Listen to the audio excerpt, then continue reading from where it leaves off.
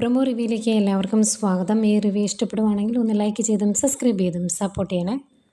അപ്പോൾ ദേവയാനി വീട്ടിൽ എല്ലാവരോടും ഇരുന്ന് സംസാരിക്കുമ്പം ദേവയാനി പറയുന്നുണ്ട്, ഇങ്ങനൊരു സംഭവം ഉണ്ടായതുകൊണ്ടല്ലേ അവൾ ഈ വീട്ടിൽ നിന്ന് എന്നേക്കുമായിട്ട് പോയത്, അതുപോലെ അവളെയും കൊണ്ടുള്ള ശല്യമൊന്നും നിനക്ക് ഒഴിഞ്ഞു കിട്ടിയില്ലേ എന്ന് അനിയോട് ചോദിക്കുന്നുണ്ട്.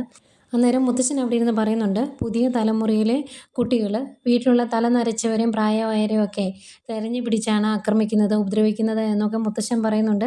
പിന്നെ കാണിക്കുന്നത് അനിയും നന്ദുവിനെയും ഒരുമിച്ച് പുറത്ത് വെച്ച് കാണുന്നുണ്ട്, വേണുവും അനാമികയും. അന്നേരം വേണു പറയുന്നുണ്ട്, നീ എൻ്റെ മോളുടെ മുഖത്ത് തല്ലി, അതുപോലെ നിൻ്റെ മുത്തച്ഛൻ എൻ്റെ കർണത്തും തല്ലി, ഇനിയിപ്പം ഞങ്ങൾക്ക് എന്ത് സംഭവിച്ചാലും ഞങ്ങൾക്ക് ഒരു കുഴപ്പമില്ല, ഞങ്ങൾക്ക് ഒന്നും നോക്കാനില്ല എന്ന് പറയുവാണ് വേണു. അന്നേരം നന്ദു പറയുന്നുണ്ട്, ഞാൻ തന്നെ വീട്ടിൽ കയറി തല്ലി, അതുപോലെ ലോക്കപ്പിലിട്ടും തല്ലി, അതെന്താ പറയാത്തത് എന്ന്. അന്നേരം അത് കേൾക്കുന്ന അനാമികയ്ക്ക് ദേഷ്യം വരുന്നുണ്ട്.